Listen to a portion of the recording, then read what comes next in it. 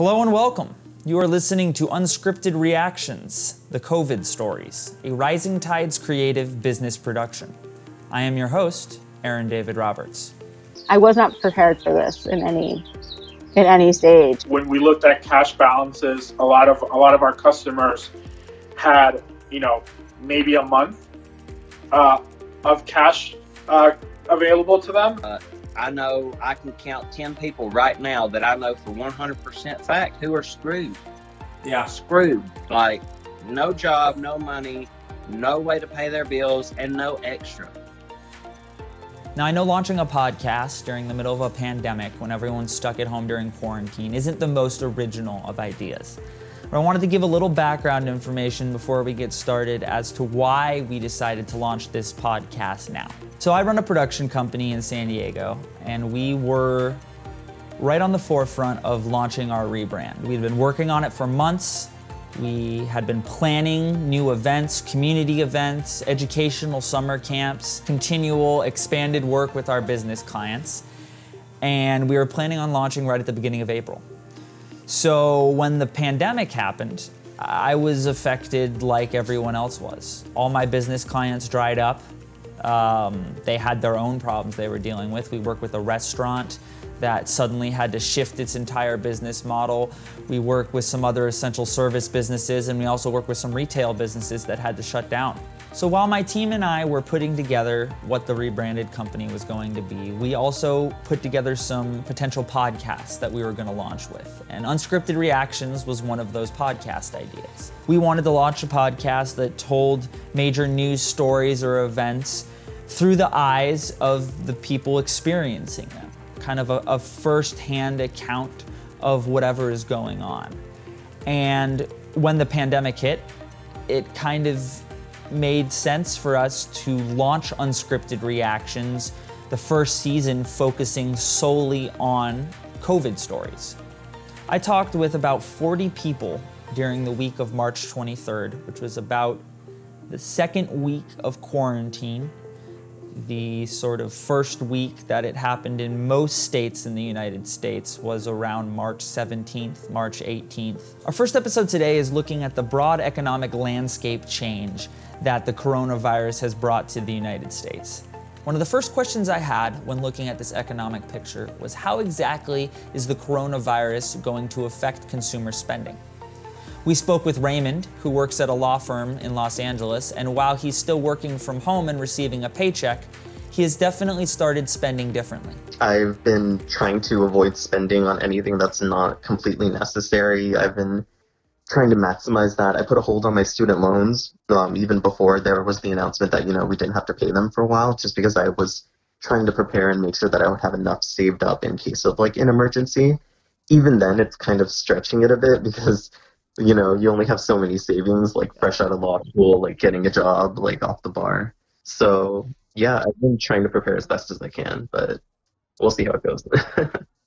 Next, we spoke with Ashley, a teacher from Washington, about how her family is spending differently. Well, we're spending less because we're not, we spend a lot of our money, we spend on, going out to eat or doing things for entertainment.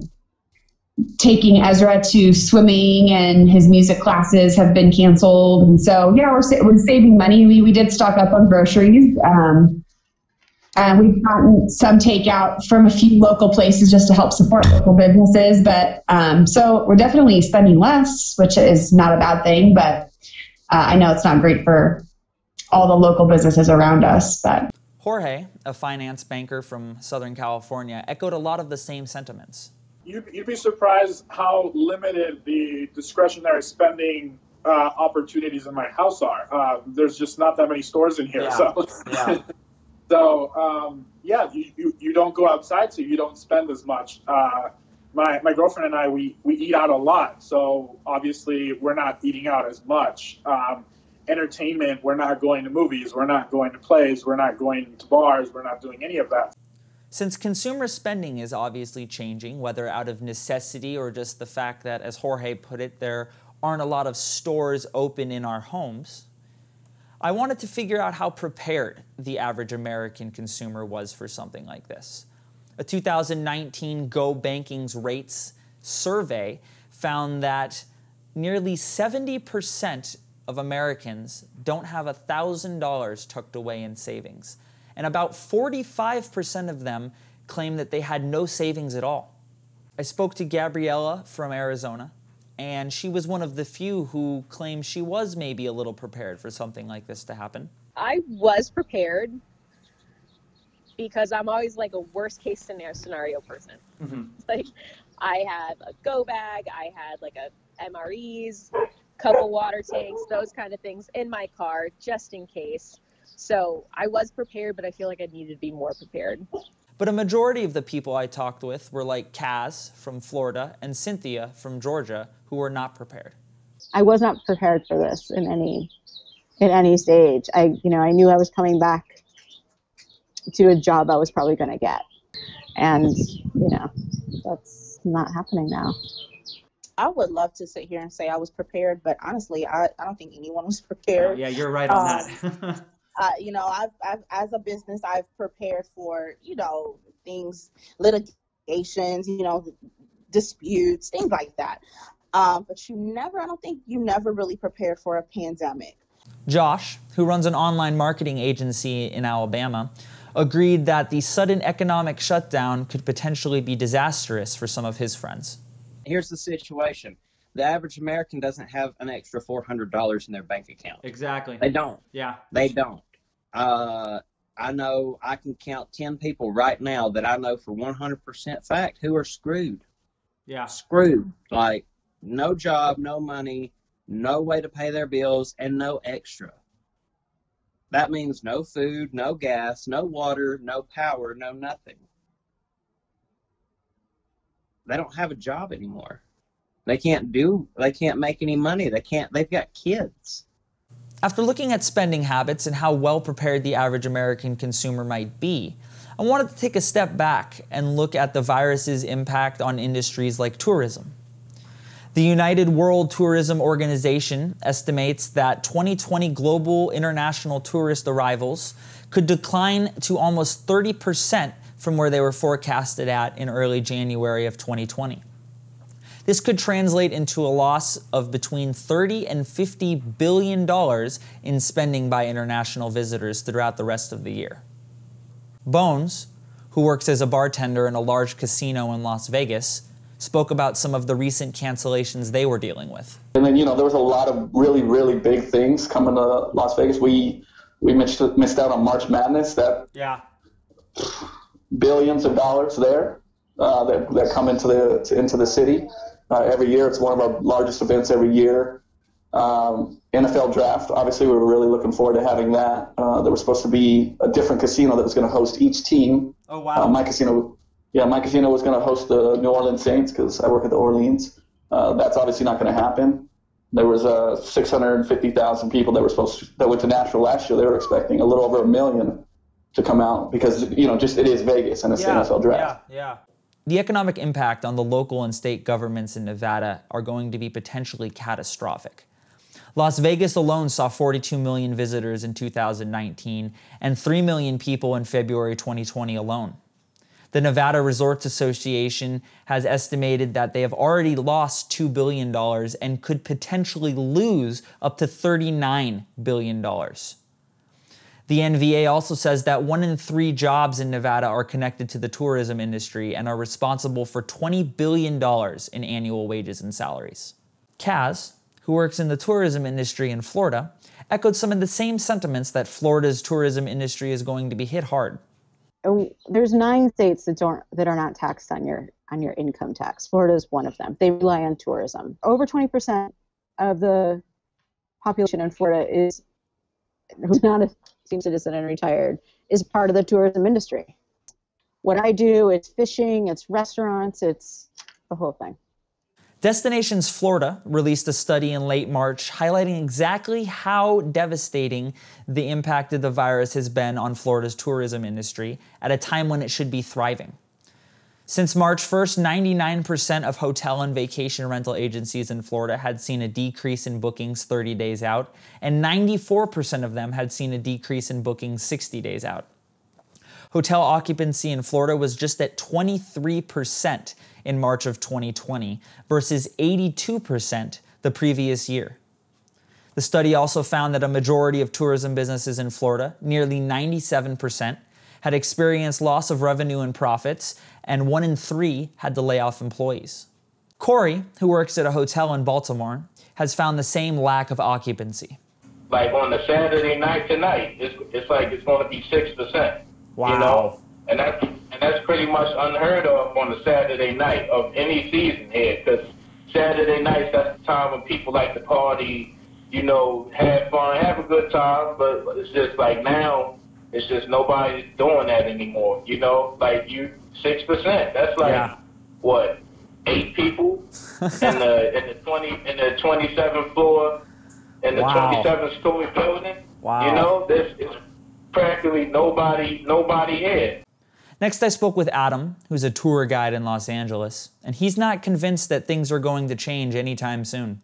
Now, if people are afraid of there still being this virus out there, they're not going to be traveling for, probably the rest of the year. It'll come back domestically before it comes back internationally. I just read something, just right before this, that in 2019, it was $1.49 billion it brought in to the city. And so now tourism is down by 100%. Yeah. So, it's in the billions. As a tour guide, so much is oh yeah, we're on Sunset Boulevard. That used to be this. Oh, this used to be cool. And then so now there's just going to be more stuff like that, more memories, more oh yeah, this was a really happening place until 2020. Yeah.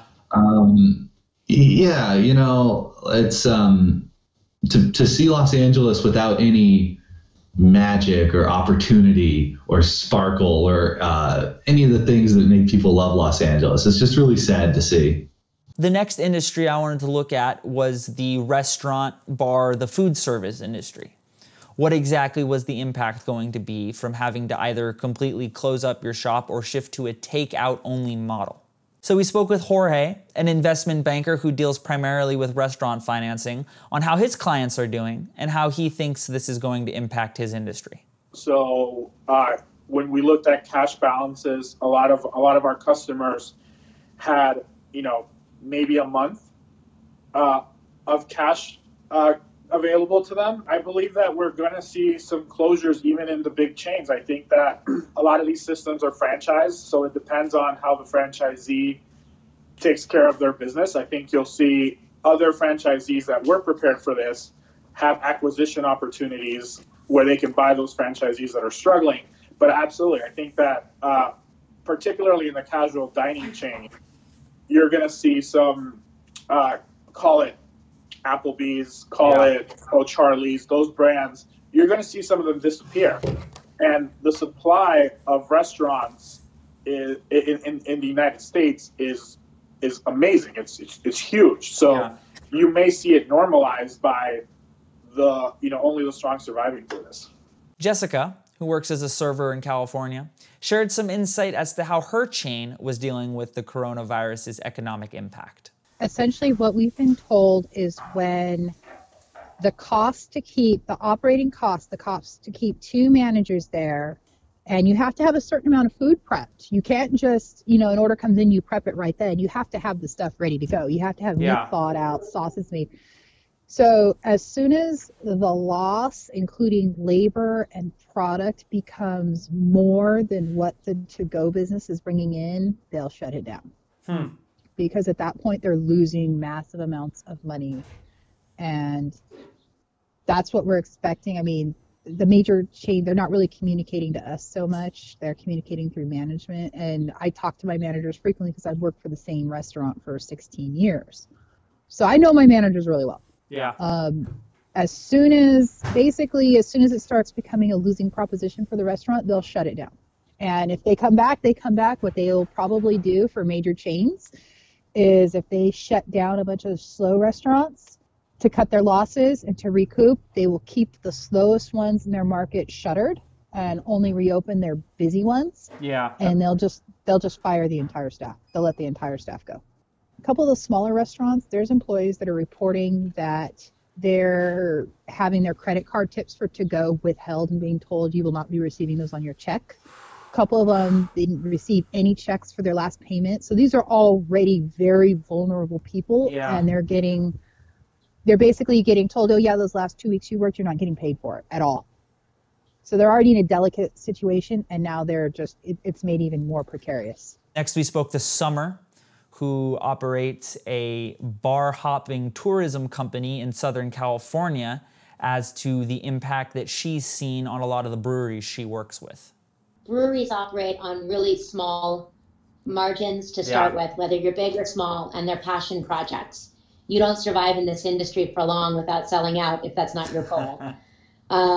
So these guys, they run lean margins, they have teams they take care of, they have facilities and expensive equipment that they have to continue paying for if it's not paid off. Yeah. They have raw materials that are sitting around waiting to get brewed with, and beer in the tanks.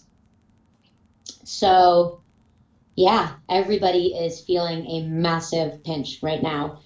So after briefly touching on how the coronavirus is going to impact two pretty major industries in America, tourism and the food industry, I wanted to take another step back and look at the economy as a whole.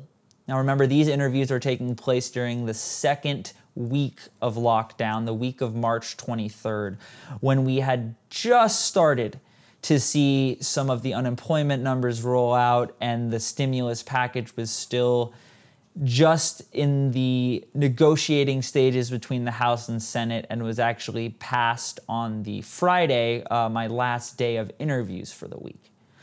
So we spoke with Stephen, an economics teacher in Southern California, about his thoughts on the coming potential recession and the stimulus package. I think small businesses are the ones that kind of really prop up the economy, and I think a lot of small businesses are associated with the middle class, and I think the middle class is essential. So obviously some of the money is going to help the small businesses, but I worry about it being not enough. I don't know if you saw the unemployment numbers today, but it was 3.3 million claims.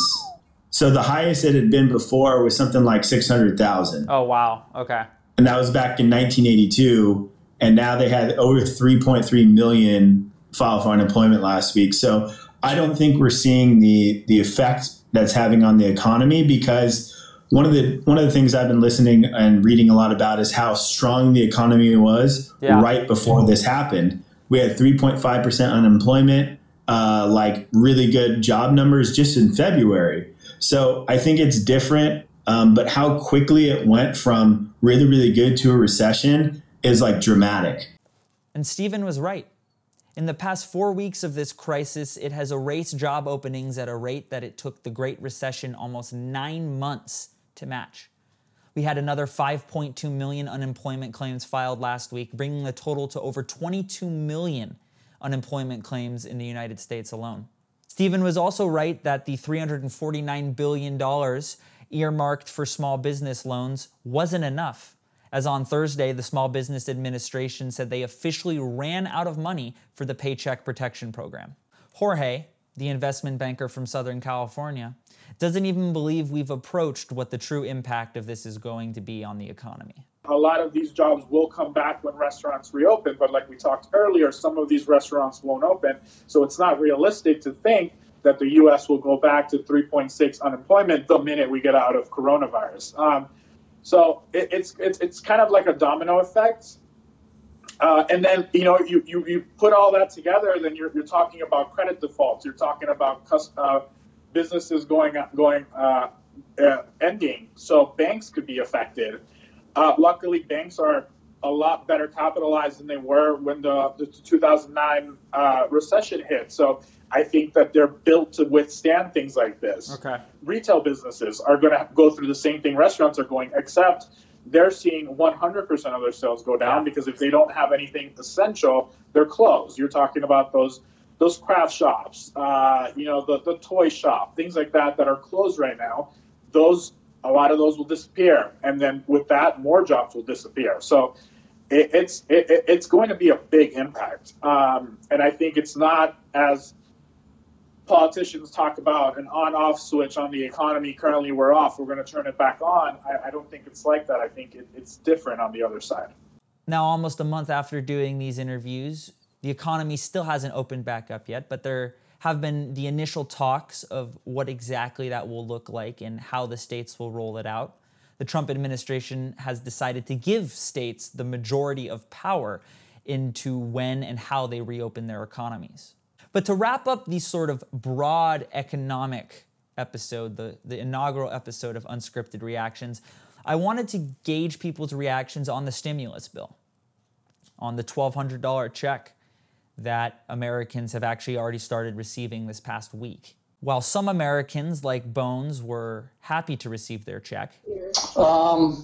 So the way I read into it, from what it looks like, I'm married with 2 children. It's like our family would get up to $3,400, but it looks like, even though you get that money, you still it'll come out of your tax return or whatever, in future years prior. I'm not sure the full logistics and details behind that. It'll be nice just to kind of repad the bank account from the things that we're kind of dipping into. But a majority of the people I talked to found the $1,200 as a little more than a nice gesture from out-of-touch politicians, and that the money wouldn't really help the economic bleed that they're facing right now. It's not enough when you think about the impact that this has on people's incomes and people's livelihoods, from bills to other obligations, debts. It's just not enough. Secondly, not being on the same page either between both House and Senate. I mean, it doesn't seem like they're really considering how serious this is to the average working individual or even the average just person. $1,000 is honestly a slap in the face. A 5-person household, just for example, $1,000 a month is nothing. So that's barely groceries. Honestly, I feel that if we can find trillions of dollars to aid bigger businesses, we can find trillions of dollars to at least, send a monthly or biweekly check to households. And I really honestly think that's possible. I mean, how do they think $1,200 is going to be enough? Yeah. I mean, $1,200, that wouldn't even cover half of my stuff. Yeah, no, and you're in a state, you're in Alabama. That's what I was going to say. In California, rural Alabama, and $1,200 would cover barely half. Wow. So $1,200 or $1,500, that ain't even going to cover your rent. Yeah. Or your mortgage. I mean, out here that would cover my rent for a month, but then I've got roughly $500 left. Okay, well then I've got my cell phone bill, my car payments, my grocery store. I mean, it's gone before the car payments are even paid. Yeah. Before both of them are paid. So what's next? With over 22 million Americans already filing for unemployment a month into this, knowing that number is going to certainly increase, or is at least in actuality larger, because there are certain states like California where small business owners and independent contractors haven't even been able to file yet for unemployment. People like myself who haven't been making any money the last month. I know that there's currently the second round of stimulus packages is being talked about in the House and the Senate and the Treasury Department, but details on what or when or how any of that is going to roll out have been pretty slim and not available at the moment. All I know is that this is a continually developing story, and a story that we here on the Unscripted Reactions podcast want to tell through you, the people who are currently dealing with it. People who are in the middle of this unprecedented economic and health crisis, and how we're going to get through it. We plan to publish at least one of these per week throughout the crisis, or at least until things have subsided, hearing from you and your reactions about what is going on. Until next week, I'm your host, Aaron David Roberts. Stay safe, stay indoors.